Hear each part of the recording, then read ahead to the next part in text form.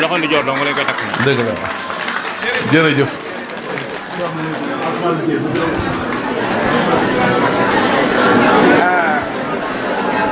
maa ngi sant sëriñ bi décoration bi ma sëriñ bi defal moo ma gënal milliard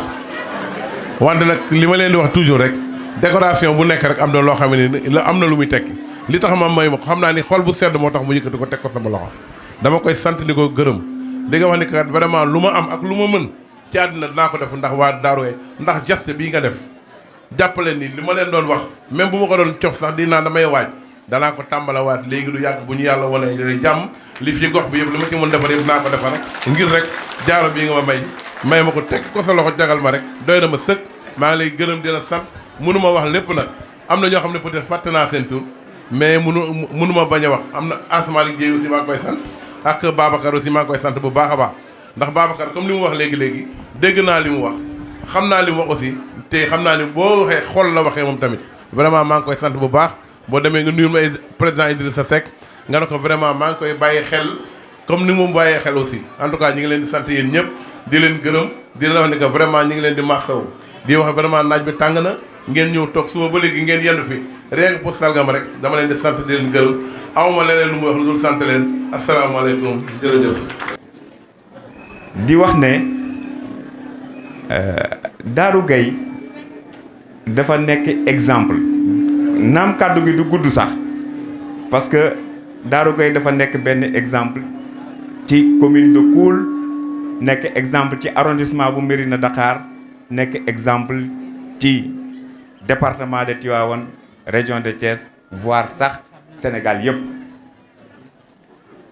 ñu nekk une association ñoom ñëpp booloo manko nekk une association de 310 membres yoo xam ne lépp lu ñuy def waxoon naa ko fii en 2018 lépp lu ñuy def c'est pour développer seen gox xaaruñu état ci dara te loolu lépp luñ ciy def ñu ngi ciy ànd ak maire bu commune de Koul di ci ànd ak sous-préfet bu Mérina Dakhar amul dara tànk bu ñuy jéegoo rek di ko teg te ñëwun waxtaan seeg ñun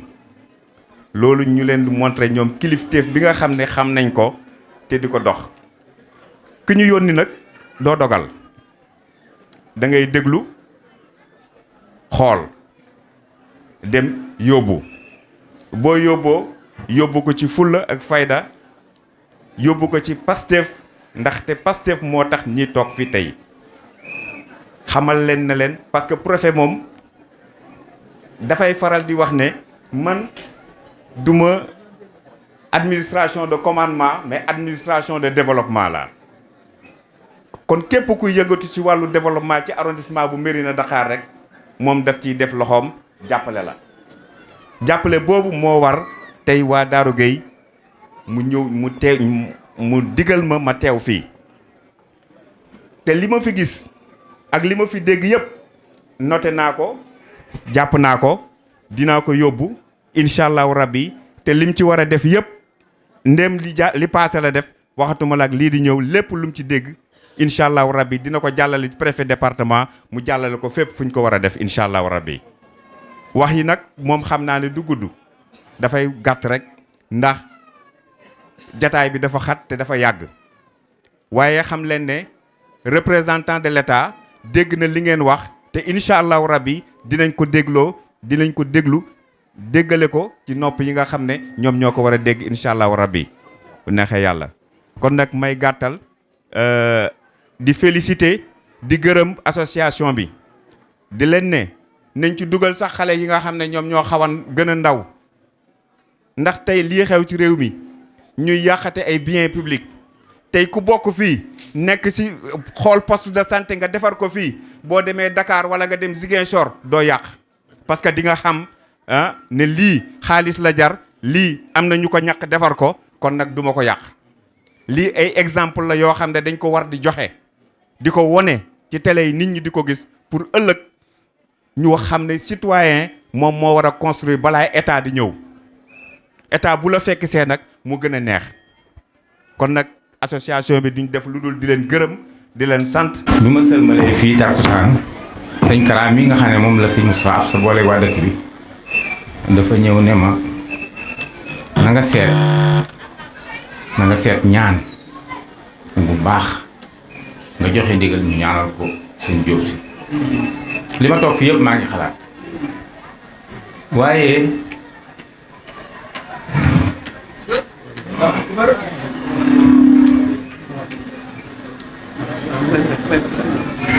garaat moom benn bis lañ koy takk te ku ko yoowu doo ko takk yonent bi sallallahu alayhi wasallam naa yëkkati jaasi ne ku koy jënd waaw ku ne wax mu ne la toogal ba am ku ko ne luy njëgam mu ne ko da nga koy dóor ci boppi yéefar ba mu damm nga dem àjjana waaye lii ma ko defal du ma ko defal ñu bari ci sama loxo laa ko dindee te secret bi nag ak giléem laa jox sama mbokk mu door ma koo jox ma di ko bind ci kayit di ko jox nit muy sangoo bu ma la gërëmee ba ci jumaa ju mag ji ku may dendal daa ko teral ne ma xool sa baaraam sëriñ bi ma xool